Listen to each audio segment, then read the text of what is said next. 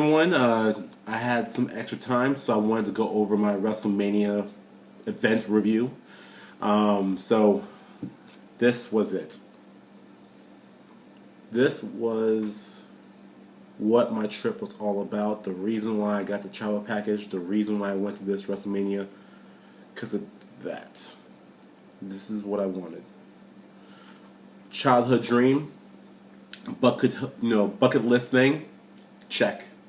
Front row at WrestleMania. So I just the event itself was amazing to me. I thought it was great. Some people had some other thoughts about it, but I just wanted to go over the event itself and what happened and what I thought about everything. So the after getting to my seat and taking in the whole thing and taking pictures, posing next to the sign, the ring, everyone started getting ready and the pre-show started.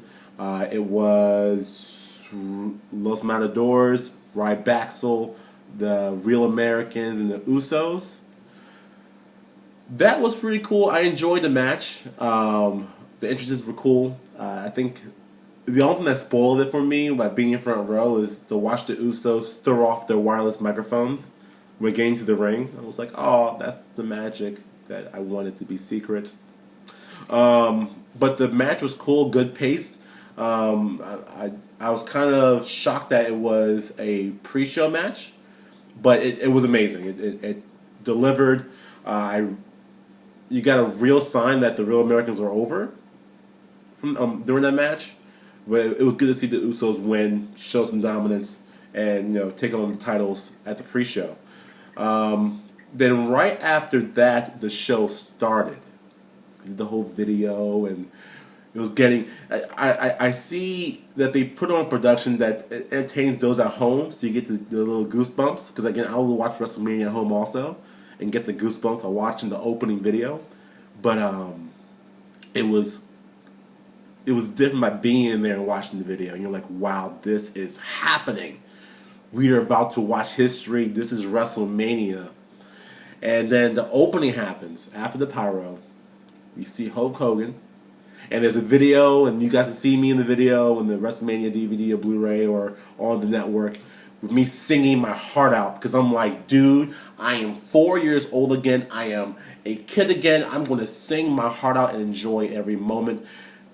I didn't even look at the screen during any matches or during any speeches or whatever. I just focused on what was happening in front of me. So I see Hulk Hogan come out. I start singing my heart out, the Real American song, and then it comes out, and then Stone Cold comes out. And I'm like, oh crap, this is happening. This is happening in front of me, right? I'm getting excited, and I got into a picture with WWE.com of Austin doing the arm thing, and I was there too doing and that was cool. It was cool to see. It was cool to experience, and I always wanted a picture of me in those shots, and I'm in that shot now. So The Rock comes out. And this is when the trip becomes real, right? Because I got these tickets, right? I got the whole travel package and everything. That was cool, right? But it wasn't real until that moment because, I don't know, it was surreal to watch Hogan, Stone Cold, and The Rock in the ring. That is my wrestling life. Unless you can go back in the grave and bring out Macho and everyone else. But, like you had the three biggest names ever in the ring at the same time, dude. Tears started coming down my face. I had to wipe them off. I took a selfie. I put them on Twitter and Instagram. And I was like, dude, I am here. This is happening. This is when things are, this is real right now. And so that was a great interaction. Watching them do their thing and drink beer together, it was awesome. Yeah, that was beyond amazing. So right after that, they go right into the Triple H Daniel Bryan match. Okay, I started out WrestleMania with a Triple H shirt. I told someone, you know what? If Bryan wins, I'll go ahead and switch and wear Bryan's shirt. I'll join the movement just for the night, so because I really don't want Batista or Orton to leave the stadium with the belt. It's either gonna be Triple H or Daniel Bryan. So I had this Daniel Bryan shirt on the floor. People knew about it. It was a bet. I didn't want to wear the shirt. I was willing to root for him. I didn't want to wear a shirt. I didn't wear the shirt. Anyway, the match starts. The only problem I had with my seats was that I couldn't see how awesome Triple H's entrance was. That's the only thing. So I'm going to watch the network and see the entrance again on my own. But seeing Triple H, he came out, did his thing. I did a spit thing also in the background. You can't see me. It's okay. Whatever. I'm pretty sure you couldn't see me, but I did the whole thing, and it was cool to watch that. I yelled my ass off for Triple H the whole match. I was doing the whole no movement thing. You know, I didn't want Daniel Bryan to beat Triple H. So then Daniel Bryan comes out. Okay? This dude, during our interaction at Access, I told him where I was sitting, and I told him, hey, I'm rooting for Triple H.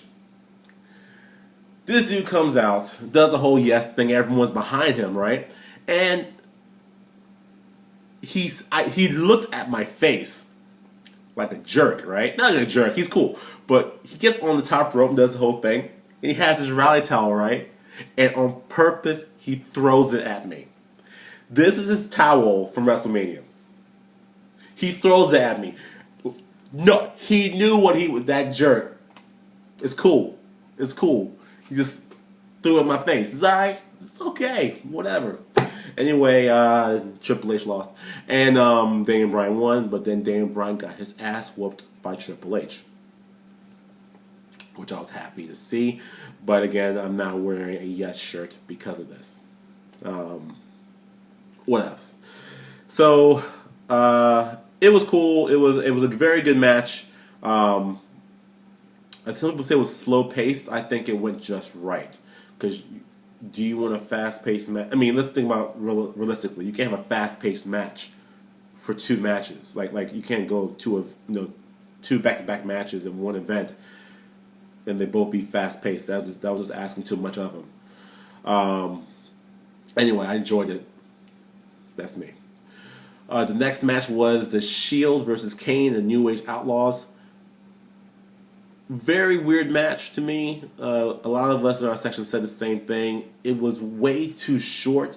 Don't know if they went too long, they didn't have enough time, whatever. Just seemed very short, like you kind of wonder why the rivalry or the match even happened if it's supposed to be a squash like that. You might as well have that on SmackDown or Raw.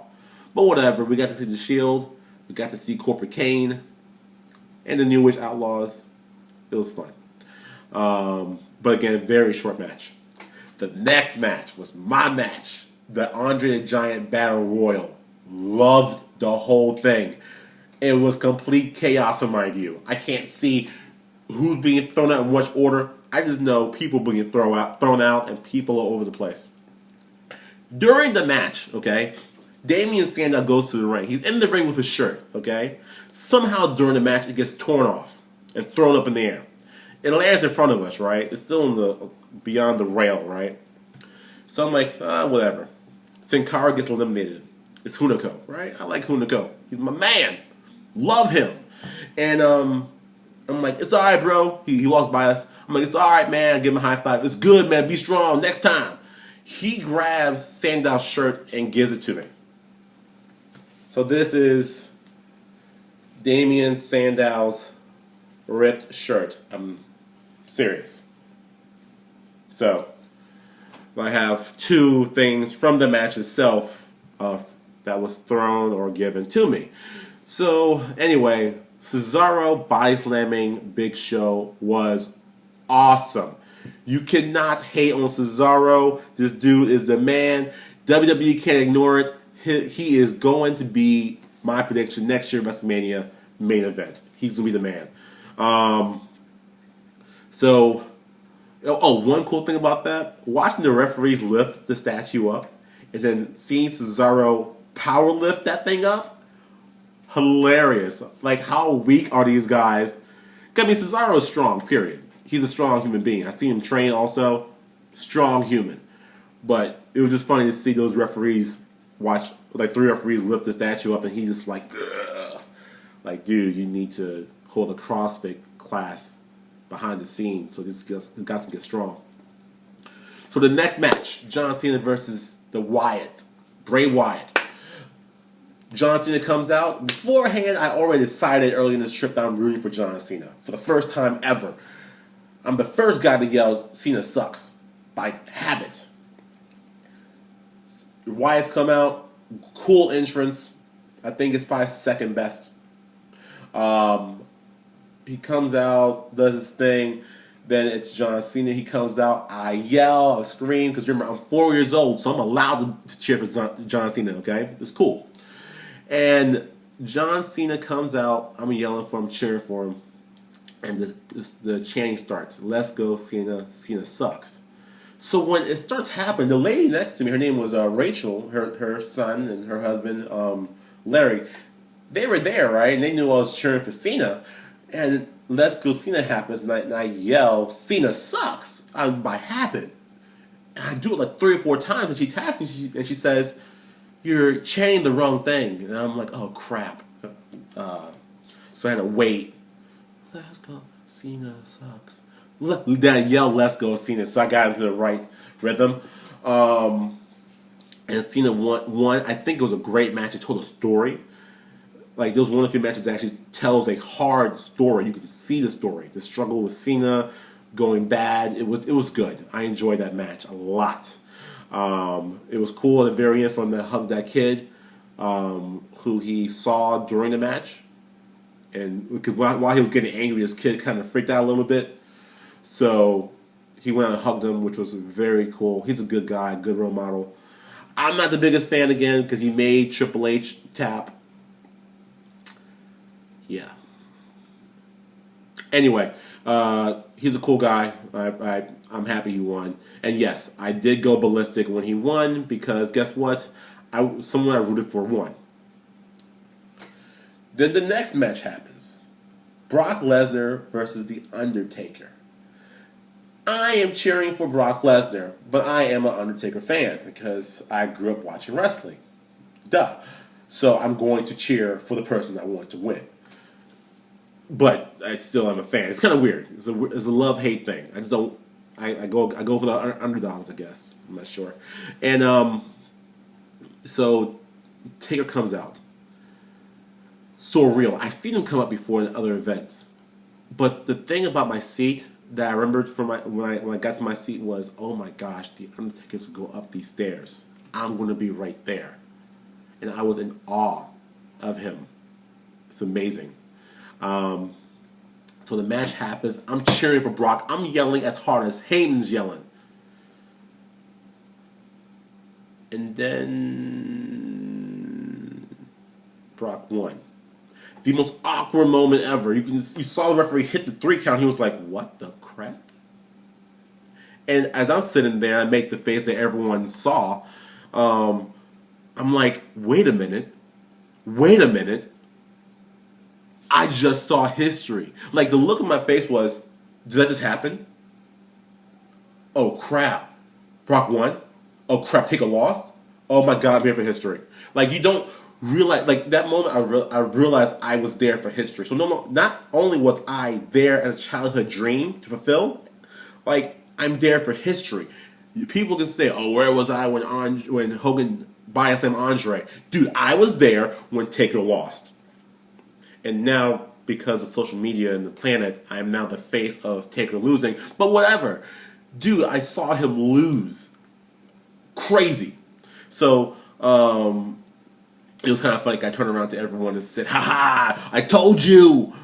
But, you know, we all clapped for Taker. It was very hard to see him walk out because you could tell he wasn't okay. That was hard to watch. He knew he wasn't all right. But it was great to see him, his last match. Hopefully his last match. He's had a great career, and it's okay that it's over. So the next match was the Diva Battle Royal. I thought it was okay. There was a lot of wardrobe malfunctions because of the Funkadactyls. I feel sorry for them. It was slightly embarrassing. But hey, AJ won, and that's what everyone wants, right? AJ winning. Until the next night when Paige came out. So the match after that was the last match. Daniel Bryan versus Batista versus Orton. Before I go into this review of this match, I'm sorry. If the audio went through and you guys heard me, you probably saw me yelling and cursing out Batista. Dude, I was not okay. I'm not a Batista fan. I'm from DC. He's from DC. He wears skinny jeans. I don't. I'm younger than him, and he wears skinny jeans, and I'm not okay with him. Anyway, I'm sorry if I offended anyone with my language. I just flipped out a little bit. You can watch the video. I flip out on Batista way too hard. So he comes out. Orton's entrance was awesome. I love seeing that band live. And the match happened.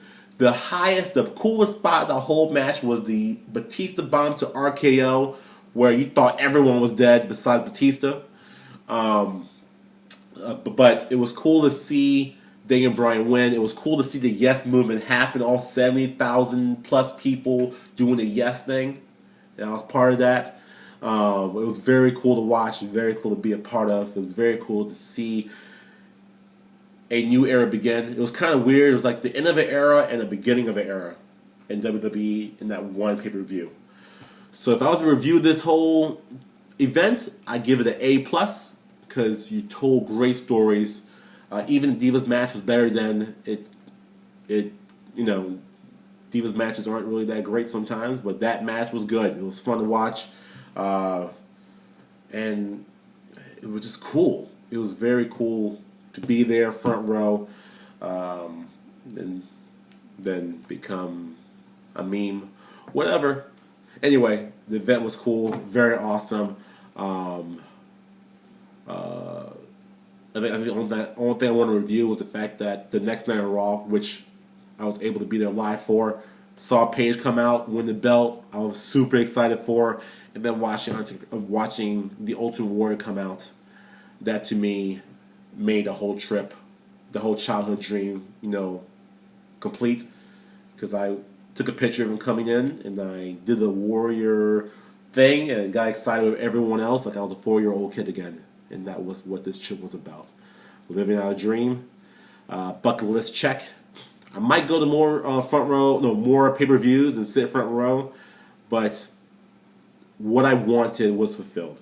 And it was a great event to be a part of. So that's my review. Hope you guys enjoy this. I'm going to the gym right now. Peace!